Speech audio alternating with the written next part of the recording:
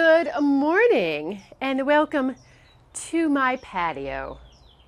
Today we're out here with the birds just chirping away, enjoying nature and going a little bananas.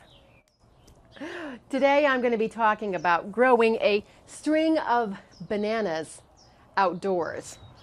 Because I've kind of been on a string roll. I did a few on string of pearls.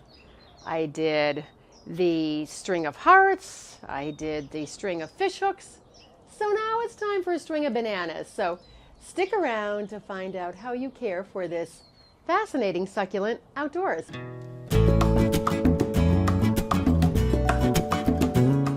So I filmed this video 2 days ago, and we've been having so much wind in the afternoon that it was just so distracting to hear all the foliage blowing around in the background, especially the palm. I thought, I'm going to get up early and film it so there are no distractions besides the birds. But I just want to say that string of bananas is related to string of pearls. They are both a Senecio, that is the genus, as is the string of fish hooks or the trailing fish hooks. So they're sort of all, I call them cousins. I don't know if that's really the technical term, but the botanic name for string of bananas is Senecio Radicans. I am going to go through the points here pretty fast. If you want more details on this, please go to the blog post. The link will be down below. It'll also be on my website, joyousgarden.com. So coming up in either 4 days or 7 days, depending on when I get around to publishing it, is going to be a video on growing string of bananas indoors. So hang on for that if you want to grow this great plant indoors. And it differs, I think, in a couple ways from the string of pearls, but they're similar, but there are a few key differences that I found by growing both of them for a while. So stick around because I'll tell you that about halfway through the video, what the difference in that is. But this is obviously a trailing plant. It grows longer than it grows wide. Mine is about 45 inches long and going strong. But the size that you normally find it in is either a 3-inch pot, a 4-inch pot, or a 6-inch hanging pot. I started this string of oh gosh, I'm going to get my strings confused. This string of bananas from 2 cuttings that I brought from my home in Santa Barbara, and they have grown like crazy here. It loves the heat. Hello, Mr. Riley Cat. He loves the birds in the morning because they're all so active. Okay, so what was I going to say? I got distracted by my cat. The growth rate is moderate to fast, whereas I find the string of pearls is more like a slower grower. And the exposure on it is pretty much the same as the string of pearls. It doesn't like direct hot sun. This gets about an hour or so, hour and a half of morning sun. And I might actually put up a shade right there because I think it's getting a little tad bit burned now that the string of hearts is out of the pot. But it likes bright shade, bright indirect light. On the coast of California, it could take more sun because the sun is not as strong there. And sometimes there's, the maritime layer or fog in the morning, so that is fine. So just nice and bright without any direct hot sun. And in terms of watering, it doesn't like to be kept constantly moist or constantly wet because it is subject to rot. It is a succulent, stores water in its leaves and stems. But on the other hand, it doesn't like to go bone dry for too long of a period of time. I can tell you how I water mine. In the warmer months, I water this pot, actually my string of fish hooks too. I water them once a week. And then in the winter, It's every 2 to 3 weeks, depending on how the temperatures are. In terms of temperature, this one can take some extremes. It gets really hot here in the summer. The bananas look a little not quite as plump as they do now or in the cooler months, but it does okay. And it can go down to about 29 degrees Fahrenheit. If it's going to go below 30, which it did in this past winter, we only had a couple of really cold nights, I just put a towel around it. We'll zoom in on Riley Cat for a few seconds and see what he's up to. Riley, there we go.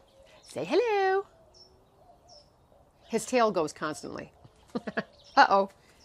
All right, so we're going to get a little up close here so you can see how pretty this plant is.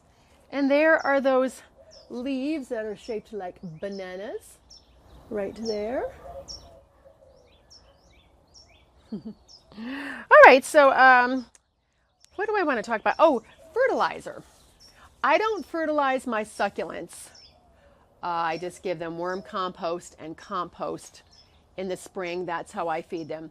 I am going to do a new concoction. I will do a video on that, something I'm going to try mid-season in the summer, because I think especially the fleshy succulents get a little bit stressed here because of the extreme heat. So I will tell you how that goes. But you could use something like a liquid kelp, a liquid seaweed extract, a fish emulsion. You could do that if you wanted to in the spring and then again in the summer. A few ways that I find that this plant differs from the string of pearls. A, it grows faster. The string of pearls is back here. I planted this from a 6-inch pot. Right there, you can see the beautiful pearls. They've spread a little bit wider, but the string of bananas, which was started from 2 tiny cuttings, is a lot longer. So the first thing is it grows faster, and then the second is that the stems are, the stems are fatter. I don't know, you may not be able to see that because there's so much green in the background, but there'll be a picture in the blog post. So that's what I think it makes them a little bit hardier and sturdier and easier to grow. So with this hanging succulent, you get a plant that's really cool, it's unusual, and easier to grow. There's a couple of the viewers and a blog reader have commented that this plant is easier for them to grow than the string of pearls because they have a harder time with that plant. So that's been their experience also. Soil. Like all succulents, it likes a fast draining, well aerated mix. I use a local mix. It's called Tanks. Succulent cactus mix is very chunky. The water just flows right through it. If you can't find a mix where you live, I will leave a source where you can buy it online, or if you find one and it's too heavy, if you don't think it's aerated enough, you can always add perlite or pumice to up the ante on the drainage. Now, what goes hand in hand with soil is repotting. I find this easier to repot than the string of pearls because the leaves don't fall off as readily as they do on the string of pearls. But if you work with hanging succulents and the leaves fall off, I have done a video on a blog. I have a trick to keep too many of them from falling off. I will leave that down below and also in the blog post. And also when you repot, make sure that the crown of the plant, where all the stems come out of, it's kind of the head of the plant, you want to make sure that that's not sunken down in too low in the grow pot or the pot. If you directly planted it in a decorative pot like this, you want it to be no further down than an inch because it will be subject to crown rot that way. Oh, and also when you repot Succulents, spring and summer are the best times. So pruning, the only reasons you would prune this plant is to take out any dead stems. This one I found doesn't have a lot of dead stems on it, or to remove the dead flowers, or to control the length. I'm going to be keeping this one at about 4 feet long. I don't want it to get any longer. Or the other thing I'm going to do very soon is I'm going to propagate this plant. So I'm going to take some cuttings. So those are the reasons that you would prune. And speaking of propagating, I have done a post and video dedicated to this topic. So I will leave that down below for your reference, the link. And also in the blog post, of course. Oh, just in time, the sun is starting to come back here. Good. Got it almost done. Okay, so I just want to show you how long this is.